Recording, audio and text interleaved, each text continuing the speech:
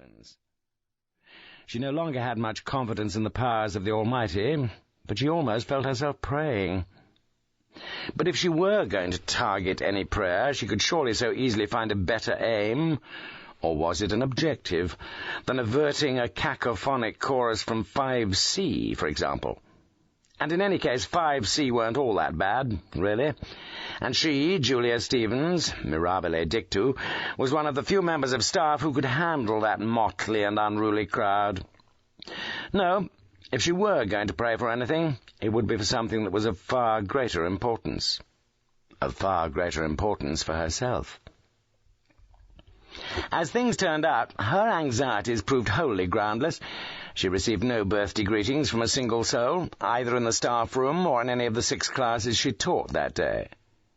Yet there was, in 5C, just the one pupil who knew Mrs. Stevens' birthday. Knew it well, for it was the same as his own, the 25th of May. Was it that strange coincidence that had caused them all the trouble? Trouble? Oh, yes. In the previous Sunday Mirror's horoscope column, Kevin Costin had scanned his personal key to destiny with considerable interest. Gemini. Now that the lone planet voyages across your next romance chart, you swap false hope for thrilling fact. Maximum mental energy helps you through to a hard-to-reach person who is always close to your heart. Play it cool. Maximum mental energy had never been Kevin's strong point, but if such mighty exertion were required to win his way through to such a person, well, for once he'd put his mind to things.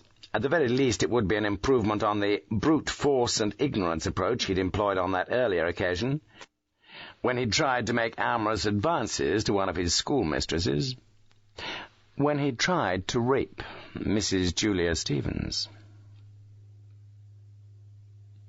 2. Chaos ruled okay in the classroom. As bravely the teacher walked in, the havoc-wreakers ignored him. His voice was lost in the din. Roger McGough, The Lesson. At the age of 17, today, Kevin Costin was the dominant personality among the 24 pupils of both sexes, comprising Form 5C at the Proctor Memorial School in East Oxford. He was 14 months or so above the average age of his class, because he was significantly below the average intelligence quotient for his year, as measured by orthodox psychometric criteria. In earlier years, Kevin's end-of-term reports had semi-optimistically suggested a possible capacity for improvement, should he ever begin to activate his dormant brain.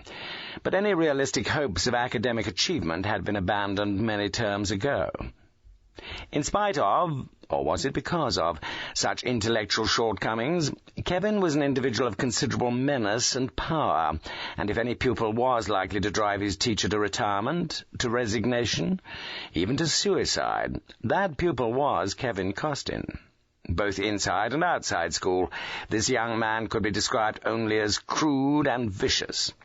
And during the current summer term, his sole interest in class activities had focused upon his candidature for the British National Party in the school's annual mock elections.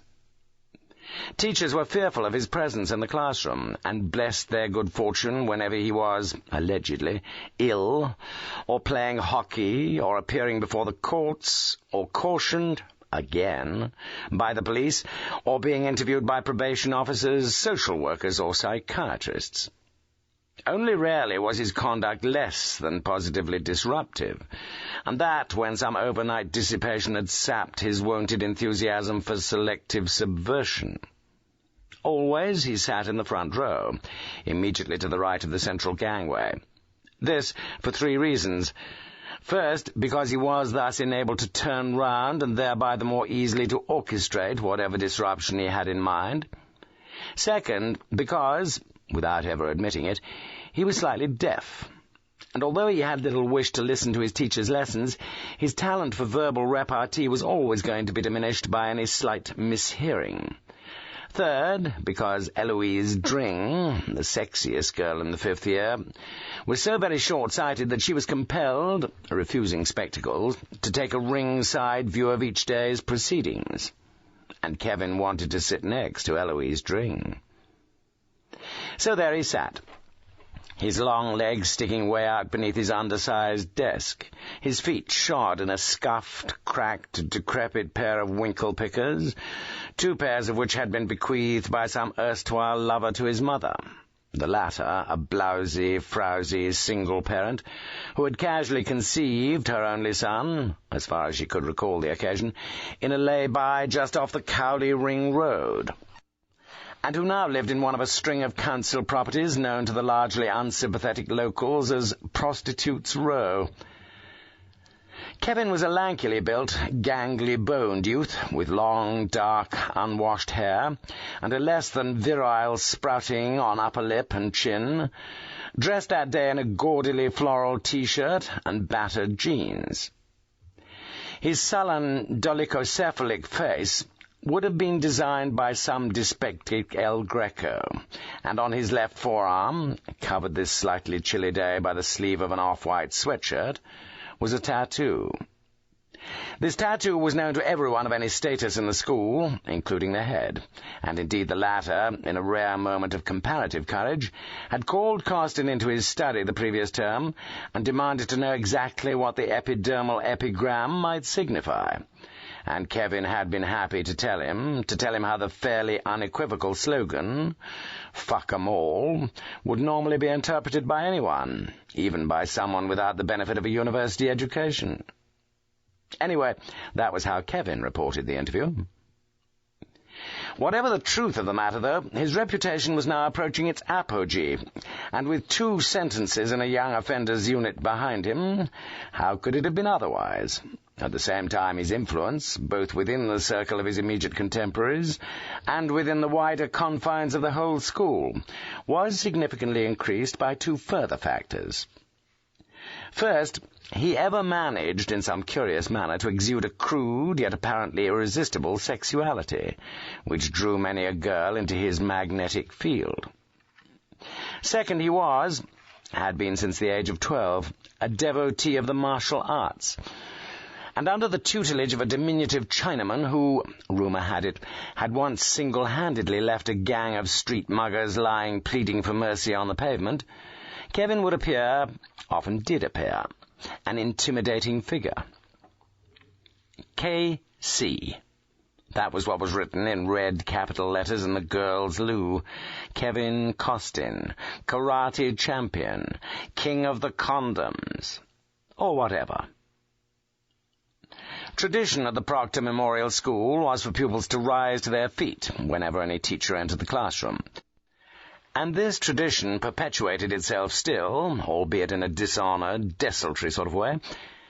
Yet when Mrs. Stevens walked into 5C for the first period on the afternoon of her birthday, the whole class, following a cue from Kevin Costin, rose to its feet in synchronized smartness, the hum of conversation cut off immediately, as if some maestro had tapped his baton on the podium. And there was a great calm. 3. As I heard the tread of pupils coming up my ancient creaking stairs, I felt like a tired tart awaiting her clients. A. L. Rouse, on life as an Oxford Dom.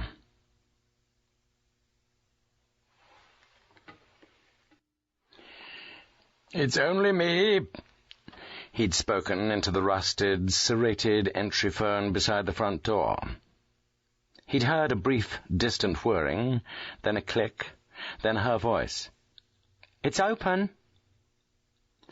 He walked up the 3 flights of shabbily carpeted stairs, his mind wholly on the young woman who lived on the top floor. The bone structure of her face looked gaunt below the pallid cheeks.